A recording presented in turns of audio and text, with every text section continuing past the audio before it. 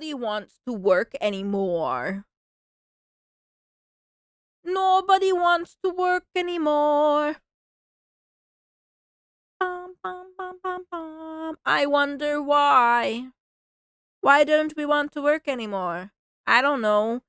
Maybe because I'm freaking working my ass off, like, and I can't afford shit. I have nothing to show for it.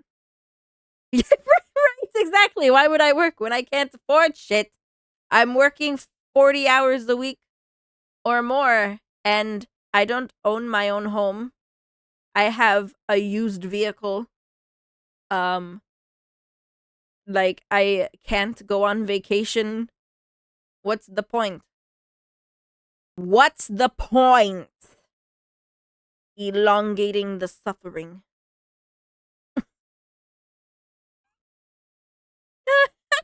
I don't even own my car technically. Oh, are you like sharing it? Sharing a car? Heck, lower income people on assistance from the government has even less motivation to work as it's currently a higher risk for many to work. Lower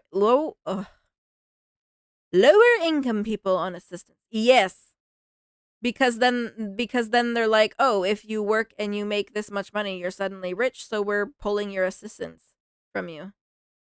There's no reason to because the government penalizes us. Yeah. Yeah, especially those on disability, etc.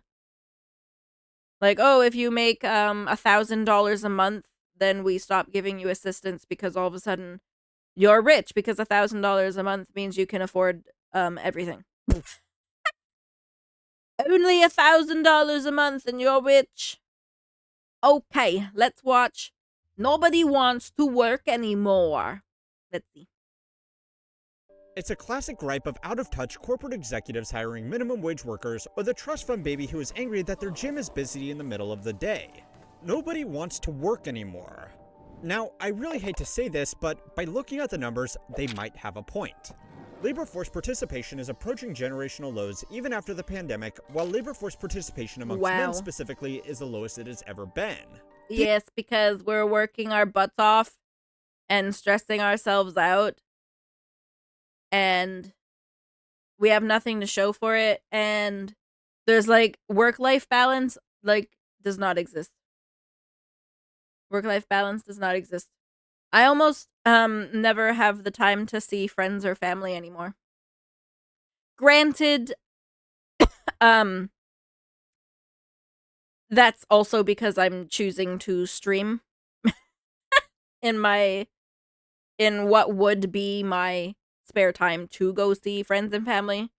But that's because I am wanting to try and pursue content creation as possibly my future full-time job. But yeah. Honestly, I do not. Yeah, no. I it's not really that like I don't want to work, but I just want to do something that I enjoy. And what I enjoy doing is content creation, which which unfortunately is not my full-time job right now. So, and what I do for my full-time job isn't really stressful, but it's like, meh. I would just kind of rather not have to go there every day. I'd rather be doing something else. I feel like society is on the brink of some revolution in our lifetimes as the status quo can't sustain itself. No, like something something is gonna have to give. I don't know. I feel like a lot of people are just really unhappy with how the work culture is right now. Like work culture right now just sucks. And that's putting it lightly. That's putting it lightly. Like people are just so fixated on working, working, working. Like it doesn't matter if you're sick. Oh well, just pop a Tylenol and suck it up and go to work anyways. Oh, um, you didn't sleep well. Oh well, sorry, you still have to go to work. Or oh your friend that you haven't seen for like a whole year is in town. Oh well, that's kind of shitty. Sorry, we can't give you the time off, so you're not going to be able to see them still anyways. Like like it's just it's just it's supposed to be that your loved ones and your life comes first, but nowadays it truly just honestly feels like work comes first no matter what. I was racking my brain this morning about what can I do to everything I want to do. I was honestly thinking I want to be a full-time streamer this morning too, but it won't ever happen for me. It could. It could. Never say never. I'd like to be able to work less and pursue hobbies on the side. Like if I could work one less day a week, I'd be fine. Yeah, honestly, I feel like I would rather work 4 10-hour days and have 3 days off. Cuz at least like I don't know. 3 days off like just feels a bit better than 2. 2 2 is over, you blink. You blink and 2 is over. Oh yeah, a loved one died? Well, you still need to come in. Oh, hold on, wait. You can have one bereavement day, okay? And then you'll be over it, so then you can come back to work. There's probably some of us that thought of trying to monetize our hobbies, but especially those on disability may see it as too risky, so never tried. Yeah. Like artists, of course. Artists, people who like crochet. There's like a ton of hobbies that you could try and monetize for sure. Guess it may take government assistance being uncertain to light that fire, but many don't have enough money to start such in a big enough way. Yeah, that's true. A lot of hobbies that you want to turn into, that you want to monetize would take a lot of investment to start off. Because then you're on your own to try and get yourself out there and noticed. If it could, I think that would be really cool. Apparently, my manager got mad that I called in sick last week. Frick them. I hate that shit. And then some will even sit there and be like, "Oh, I bet they're lying. They just wanted the day off." Like, okay. Okay? Yeah, maybe that is true. So what? God forbid I want a day off. Holy shit. I don't know. On the work culture, I just can't with the work culture these days. I can't. I I feel like before COVID I wasn't as bothered by it. Okay, I wasn't as bothered by it. And then COVID happened and I realized the absolute imbalance of work and life. And ever since, I just haven't been the same. I have not been the same. I remember when my friend passed away a few years ago, I told my boss that I'm having the funeral day off regardless if it's approved or not. Aw. Slasher, I'm sorry about your friend. I'm sorry to hear that. And yeah, I would have done the same. I like screw that. You can like, you're not gonna sit there and be like, oh sorry, I'm sorry your friend died, but no, you still have to come into work. Like, no, piss off. I'm not coming to work, so deal with it. I hear my coworkers say that all the time, like, why do you think they are lying? Yeah. You know what? I'm sure 100% there are people, yeah, that will call out sick, but they're not sick. They just want the day off. But who cares? Who cares, honestly? People deserve days off if they want them. COVID woke up a bunch of people how fricked life is, including me. Yeah. Yeah. Part of me almost kind of wish it didn't happen because then maybe I would still not be bothered by it and whatever. But then at the same time, I'm glad it did. It's I guess kind of what is helping motivate me to pursue content creation as a new full-time career. Which, I hope it will happen. Maybe one day, I hope. I know I wouldn't be able to keep up this much work forever. So, but yeah. Dang COVID. Ignorance is bliss, exactly. Exactly. Yep. That is true. That is true. Where's my mouse? Okay. These declines have been happening at the same time that unemployment is theoretically quite low, which, if the economists are to be believed, means it should be easy for people who want to get a job to get a job, right? Well, not quite. And these numbers are confusing at best, or downright misleading at worst. Is people just don't want to go to There work. was a poll I read a long time ago. Only like 18% of Americans feel engaged when they're at work. I hate my job! The signs are Same. everywhere. Businesses, especially Sort of. restaurants, need employees and they need them Dude, now. less than 20% of the country likes their fucking job. Okay, so there are two general schools that people fall into when they see that nobody wants to work anymore. The first group are wealthy executives, business owners, or just people who have always worked incredibly hard who don't like that jobs are going unfilled. So they blame it on lazy young people who would rather sit around all day smoking cones and watching skibbity toilets. The second my school of God. thought agrees that yes, people don't want to work. They don't want to work demeaning jobs where they won't get paid enough to support a decent quality of life. Exactly. It's nice when two groups who are so different can agree on something. So really, the only thing left is to work out why people don't want to work. Now, in most cases, the jobs that nobody wants to work fall into one of three categories. The first are jobs that are just paying well below market rates given the experience or the location required. Businesses aren't going to be able to fill a full-stack senior development role in Silicon Valley for $50,000 a year plus equity in their questionable pre-seed startup, but there are still plenty that try. Even entry-level jobs that pay minimum wage in very high cost of living areas are going to be much harder to fill in a city where even finance bros are living in shared housing. Now, hot take alert. But just like there are no shortage of crappy businesses and managers that expect to pay workers nothing for world-class skills and experience, there are lots of workers who expect world-class pay with little or no marketable expertise. Yeah, like imagine spending so much money going to school, getting all these credentials and whatever, and then this job is asking you for all those credentials and everything. But then they're like, oh, but we're not going to pay you enough to own your own house and have a family and own vehicle and go on vacation. But, yeah. Please work for us for pennies compared to what your role is actually supposed to be valued at. Wait, Squarespace? This sounds familiar. Hold on. I would like my job, but one thing is preventing me from doing it. My paycheck. Yeah. Yes. Yeah, I wouldn't mind going to work, you know?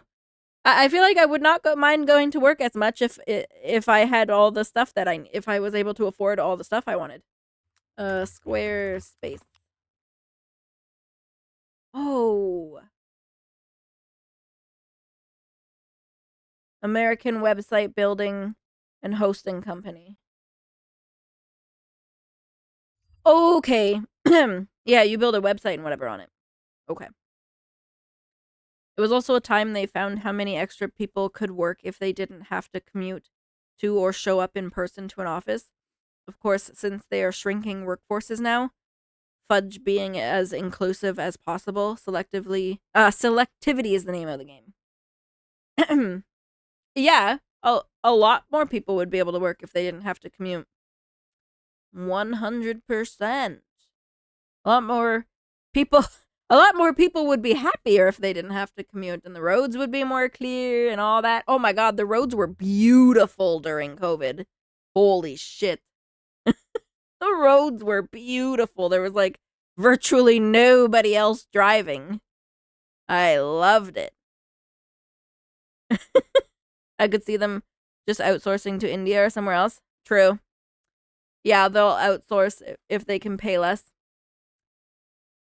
Yeah. Yeah. It would even reduce the amount of disabled people that need long-term government assistance. Yeah, because then they could just work from home. They could just do work from home and it would... I think probably a lot of people with disabilities would be more motivated if they could work comfortably from home. That's what I think. That is what I think. One of the most insightful pieces of data on this issue is this recent survey right here. It asked a selection of Americans what they considered to be the minimum salary they would need to be financially successful. Now, most of the responses to these numbers have been laughing at the Gen Zs just entering the workforce who think that almost $600,000 a year is a realistic salary goal. Because for most people, it just isn't. Unless you are in a few very specific career paths, there are basically no jobs that pay this money. And even then, you need an insane amount of luck to get those opportunities. Hold on, what? Salaries Americans say they consider the minimum to be financially successful.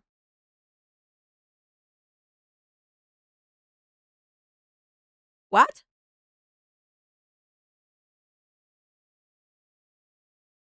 Financially successful? I am not a boomer, but I agree with the boomers. What? I'm confused. You do not need almost 600K to be financially successful. 180.9K. Yeah, I wish. What? Give me 60K and I'd be right? Like even the boomers thinking that 99.9K is financially successful. Even that's a lot. What? Oh my gosh. This is insane. Hold on. I'm doing calculations. The 60K.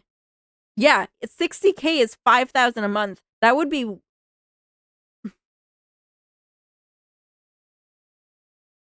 okay. Actually, I would say maybe 100K because even at $5,000 a month, if you take into consideration that the average rent, in my area anyways, is like $2,600 a month or $3,000 even, then that actually would not be enough. So maybe you would need like 100K or a little more, 100K, because then you also have to take out taxes. So 100K would be $8,000, $8,300 a month before tax. So I think that would be a little bit more realistic.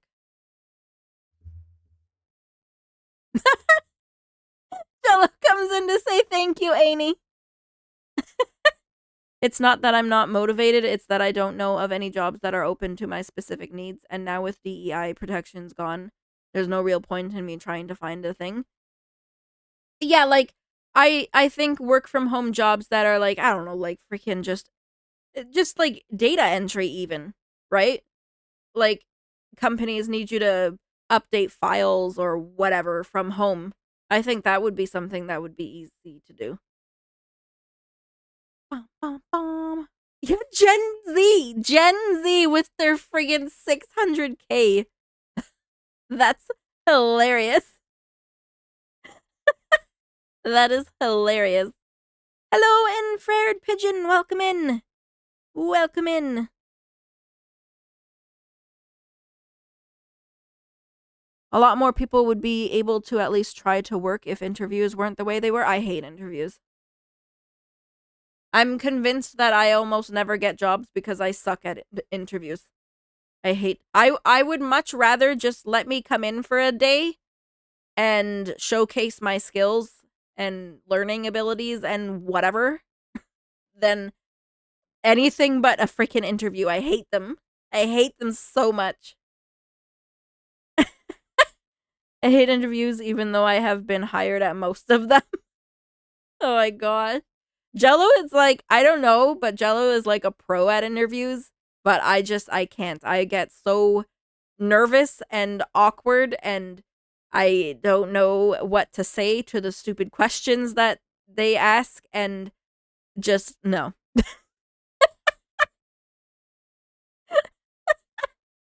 I hate interviews. Just isn't. Unless you are in a few very specific career paths, there are basically no jobs that pay this money. And even then, you need an insane amount of luck to get those opportunities.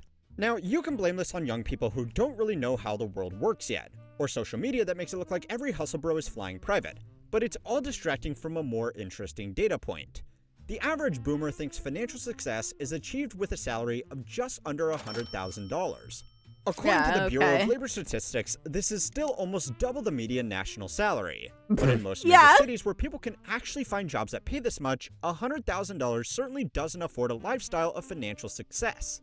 There is simply a massive gap in expectations between the generations looking for their first jobs and the group responsible for giving out most of the jobs. So they both agree that nobody wants to work, just for different reasons. Nobody wants to work. The second type of job that nobody wants to work are in workplaces that push their staff, demand unreasonable overtime, or have management that are needlessly abusive. This happens in a shocking amount of businesses across the country. And even if you are lucky enough to avoid a boss that thinks shouting is an effective motivation tool, you have probably worked some overtime out of fear of losing your job or being reprimanded. According to a 2023 workplace survey, the average full-time worker across the country studied is now putting in an average of 9.2 hours of unpaid overtime. These jobs often don't have much trouble finding people to start, but they do struggle with high staff turnover. The third are simply jobs that never actually existed. You probably all know about ghost jobs by now. Oh my god. I've never had a situation where, if I work overtime, I'm not paid or compensated in some kind of way. So, like, I don't know, man. The thought to me of my boss or whatever being like, "Oh, hey, we need to stay back. We need you to stay back," and I'm like, "Oh, okay, whatever. Sure, I'll get paid." Oh, well, you're not getting paid, but I need you to stay back. Like, no. Then I'm going home. So, like, my brain tells me that is the logical answer. To be like, well, if I'm not getting paid, then I'm going home, so bye. But, yeah, it's hard to do that because then, yeah, there's that risk where then you're gonna lose your job. And, yeah, right? If you don't pay me, I don't work, like... But then there's the worry of, well, what if I lose my job then over it? And, you know, do you want to deal with the headache that it would be of reporting them and dealing with whatever, I guess through HR or something? Like, I get why people hesitate to have that stance. Like, I get people have that stance, but I get why people hesitate to actually act on it. And tell their boss, like, no, I'm not working unless you pay me. I'm not working overtime unless I'm paid. I get it.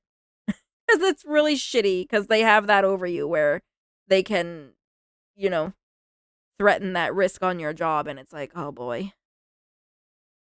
Oh boy. Yeah, what is this? Why are some companies posting ghost jobs?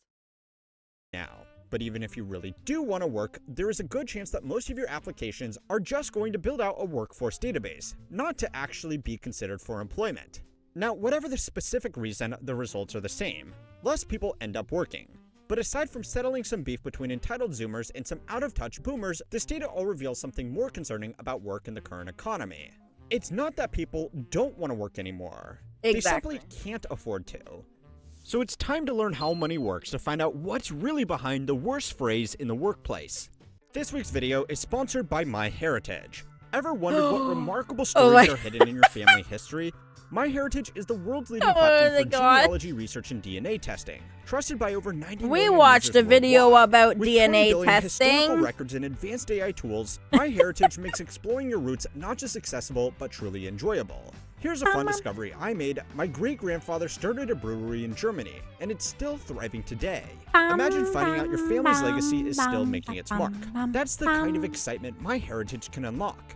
I started my journey by adding a few basic details, and their instant discoveries feature brought my family tree to life with whole new branches in seconds. It was incredible to learn about connections I didn't even know I had, including distant cousins who lived look at all the family lives. tree. One of my favorite parts of using MyHeritage is transforming old black and white photos with their photo colorization and animation tools. When I colorized a photo of my great-great-grandmother Sophie, it felt like stepping back in time and seeing her smile come to life. The animations even added a touch of personality, showing what her expressions and mannerisms might have been like. And it's not just about what you see. That was creepy. MyHeritage also lets you deep dive into historical records to uncover stories and details. From ship manifests to old census data, seeing your ancestors' lives unfold in official documents is like piecing together a historical puzzle. Ready to discover your own family's hidden stories? MyHeritage offers a 14-day free trial so you can experience the platform's full range of features. Start your journey today. Trust me, you'll be amazed by what you uncover. Yeah, that's true, Massacre. Like, they'll create a backlog of everyone who applies, and then later down the line, they're like, oh, okay, well, this person applied like 3 months ago. Let's call them. Okay, so yeah. There are millions of people out there that think nobody wants to work because they couldn't hire someone with 20 years of experience on a programming language that has only been out for 5 years for $15 an hour. There are also people who don't want to work because they think unless they are offered 6 figures in their first role out of high school, it's not worth their time, and they would be better off sitting at home working on their NFT dropshipping business. Hell yeah. Both of these groups definitely exist in shockingly large numbers. But even though it's really fun to make fun of both sides, it distracts from the much more important reason why labor force participation is getting worse. Well, as you might have been able to guess, this trend is really being driven by specific age groups and specific locations. If you look at labor force participation and exclude the youngest generation of workers and the oldest generation of workers, it's actually approaching all-time highs, which really makes sense. Oh, that's interesting. Speaking of disabled people, when they try to find work, of course, a lot try to omit disabilities in their apps or resumes as they figure it'd lower their chances of even being given a chance at an interview, even if it's a mild one like having a touch of the autism or having ADHD. ADHDMI! Oh my gosh. Yeah. I mean, yes, obviously, you know, putting that stuff in your resume is obviously going to make people, make the companies be like, oh, well, nope, skip them. But also, it's not really any of their business. It's not any of their business. You put your experience on your resume, and it's not their business about your medical history. When you get hired, then you can be like, oh yeah, by the way, I would like to request, like, what is it? Medical accommodation. Only after being hired. It's none of their business. Your medical history is absolutely none of their business. Yeah, Slasher's right. They cannot ask you for your medical history. It's none of their business. You don't put you don't put on your resume that you have ADHD or whatever. No, you just put your skills, and that's it. Because it's none of their business. Companies here prefer to hire people with disabilities because they'll get extra money for it. Yeah, they get that, they get, like, that tax break or something. Seems in America, it's only when they are hired through special programs. Yeah, we have sort of, I don't know if we have the same thing here. Maybe I think we do have the same thing here, like, you get, like, government breaks or something if you hire certain people. Or whatever. I think. I don't know. I can't really speak on it because I have no idea. If they simply invested that way, it'd be cheaper than forcing a bunch of disabled people to rely on whatever little scraps they offer in the form of assistance. Yeah, the government assistance is a joke. We'll have to need accommodations. That's why we'd bring it up. No, but you don't bring up needing medical accommodation until after you're hired. Only after you are hired. You do not ever, never, ever say anything about your medical stuff until after you're hired. It's none of their business. Once you sign the contract that you are hired, then you request the medical accommodation that you need. Do not discuss any medical stuff to any job you apply to, ever. Only once you are hired and you have started your first day and you have signed the contracts and everything, then you request medical accommodation. Because then if they try anything funny, then they're gonna get shit on because they're discriminating against medical. That's how it is here anyways. That's how it is here.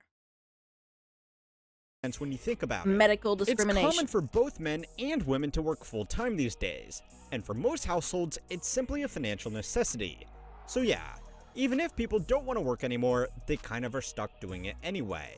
The reason labor force participation has fallen off in general, though, is because the average is being dragged down by a lot of young workers and old workers. The old workers are the easiest to explain. As people started living longer, retirement ages were pushed back, and more of the population began working in non-physical jobs.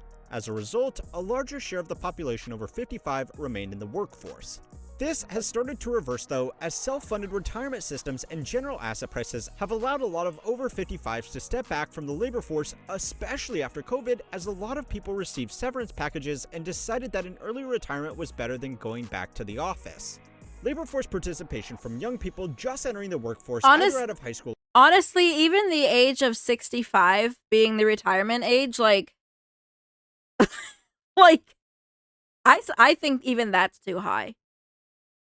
You should not have to work until, I mean, okay, let's be real.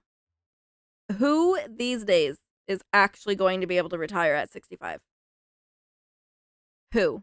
Because I don't think I will be. I don't think I'll be able to do that. And that it's just sad. Nobody should be working past 60. Nobody should be working like past like the retirement age being 65. Honestly, you freaking have lived your whole life now, and then at 65 you're too old to probably even do anything. so it's like, oh, yay, I retired and I'm 65 now and I don't have the energy anymore or the stamina, or I'm too ill to actually even be able to go on vacations and do all the fun stuff now, so I guess I'll just sit here and wait until I die. That's what I feel like it is.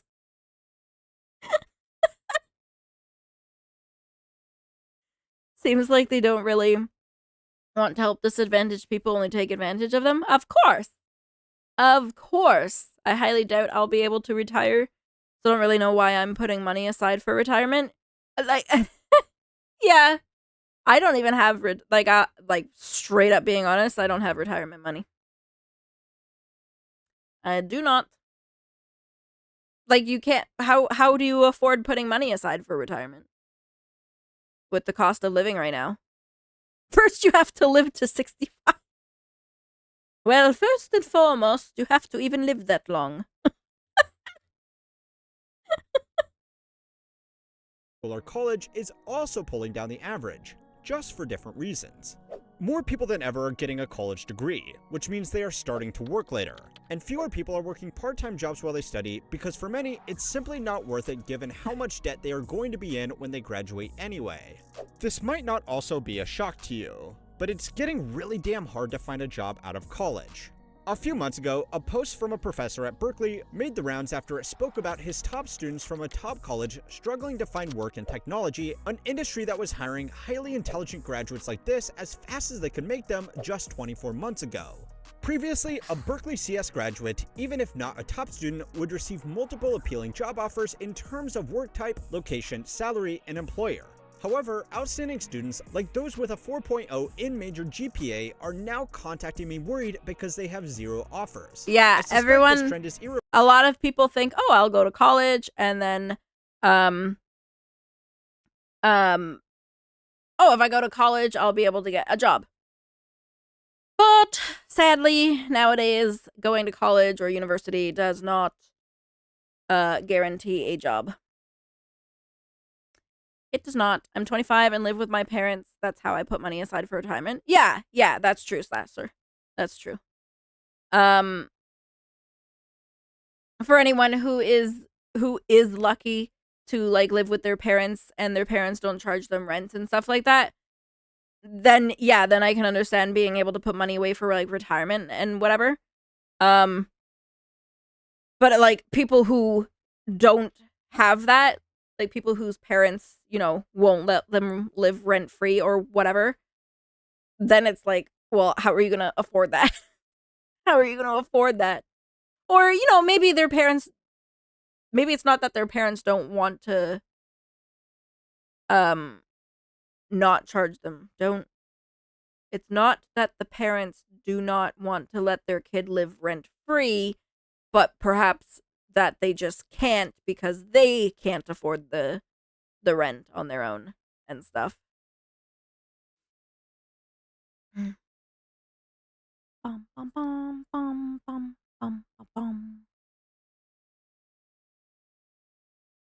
Yeah, I'm not sure. I'm not updated too much about like what's going on in the US with like the assistance funding and all that stuff. I've heard like hearsay or something like nothing's happened yet, but this is what they want to do and whatever. There's many that wished they could afford to move out and not live under their parents' rules. Yeah, exactly. Like, honestly, who at 30 years old or even like 25, like, you want to grow up and be independent and be able to take care of yourself? Living under parents' rules as an adult is like living a perpetual teenager. Yeah. Yeah. Yeah, this is true. The rules they have is that I cook once a week, help with groceries, and go to church. That is very reasonable. Very, very reasonable. I'd like to have my own place, but if I got my own place, I wouldn't be able to save any money. Yeah, exactly. I live in the US and don't even know what's going on. I keep seeing stuff get cut from the budget and then seeing it blocked by judges. Yeah, yeah, honestly, same.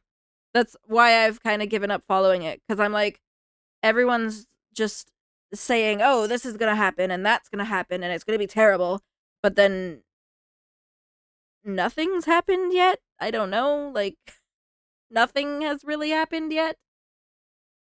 So I don't know. But I mean, I don't live in the US either. I live in Canada, so I'm trying to focus on what's happening here. Honestly, if I'm being honest. I have a fantastic relationship with my parents, fortunately. I have to pay rent because they need help. I even pay for one of their insurance policies. Yeah, that's fair. That's fair. Not all parents have the ability to, you know, let their kids live rent free and all that stuff, which is sad because I would want to be able to do that. If I had a kid, I would want to be able to do that. Independence of any type seems to be a dream for many, especially for a lot of disabled people. They are just lucky they get to live home with family instead of some group home or homeless or in some public housing with weird rules. Sometimes. Sometimes. Not all family will let you live with them. Not all of them. Reversible and likely part of the broader trend impacting almost every employment sector. It's Fetching. pretty grim stuff coming out of one of the best schools in the country. It might not be the most logical thing to do, but a common reaction from people who can't land a job with a degree they got to make them more employable is to just go get another degree. The rate of master's and PhD recipients has grown even faster than people getting an undergraduate degree, because that's now normal to stand out in a highly competitive job market. And to be honest, it's a nice way. Honestly, the amount of entry-level jobs I see wanting, like, a college degree, I'm like, bro, what? Hello, Avachi! How are you doing? Welcome. Welcome. Way for people to avoid the reality of the job market for another few years. Spending another 2 to 8 years at college to get advanced degrees means people aren't in the labor force, which pulls down the average to look worse than it really is. So those are the ages that are perpetuating this dumb myth. But this trend is also highly dependent on location. And to see that, you need to go to the place where apparently the absolute least amount of people want to work. Oh my god, it's me every Monday morning. I'm just like, I don't want to go. Don't want to. Country home. Bum, bum, bum, bum. degree inflation because everything requires a degree. The value of the degree goes down. True. Funny how a lot of people graduate from college to have a well-paying job and still don't find it because most companies are looking for employees after vocational school who really know their way around a subject. Yeah. Yeah. They're like, oh, I graduated, I'm gonna get a well-paying job. And then all the jobs are like, oh, we will pay you $15 an hour. We'll pay you minimum wage. Does that sound like that's our final offer? Yes, the Rust Belt state has the lowest labor force participation in the country, but also some of the most unusual statistical anomalies. The state is quite poor after its major industries like coal mining and manufacturing were either outsourced or simply fell out of widespread use. This means that a lot of areas have effectively been left behind with no major employment opportunities, meaning that labor force participation is much lower than the national average. But strangely, in some areas, the participation rate is much higher than what would be expected. A recent study conducted by economists from Hamline University, Cornell, and Virginia Tech found that depending on the county, labor force participation in West Virginia ranges from 42% to 77%, a gap between regions of 35%, while the average across the US states is just 17%, less than half of West Virginia. It's not unusual that cities and working towns will have higher labor force participation than other areas, because people often specifically move to these locations just to get work. But this variance was startling and uncovered a bigger national trend.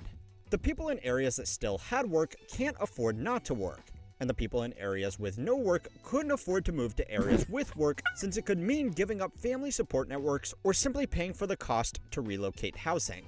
A lot of people who had the financial means have already moved out of the state, only making this problem. That's like such a shitty thing.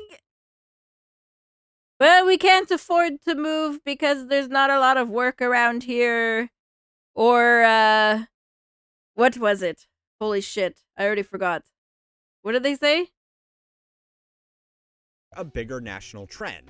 The people in areas that still had work can't afford not to work. Yeah. With no work, they can't afford to move. Areas with work since it could mean God. giving up family support networks or simply paying for the cost to relocate housing. A lot of people who had the financial means have already moved out of the state, only making this problem worse, as they take business opportunities and money away with them. It's a dense read because it's an academic paper. It's for nerds. But if you ever feel compelled to say that nobody wants to work anymore, I definitely suggest you have a look at it. The report itself also looks at welfare issues specific to West Virginia. But just because the state is experiencing this problem the worst doesn't mean that it's in any way just something hurting them.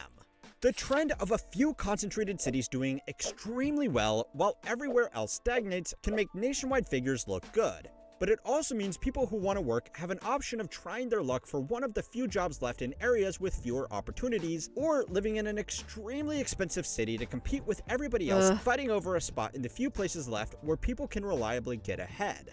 Finance and tech have become one of the last escape ropes for people to make a deal with the devil to get out of these areas with little to no opportunities. And I am going to be writing an article about how even that career path is becoming impossible in my completely free email newsletter. So sign up if you are interested in reading that and other articles that will never be made into videos here. Has discovered Thanks it's okay to be rich. And thanks again to MyHeritage for making this video possible. Check them out by scanning this QR code or clicking the link in the description. Now obviously, a lot of this could be handled by companies just allowing remote work, so go and watch my recent video on why companies absolutely will not let that happen for anybody except their CEOs.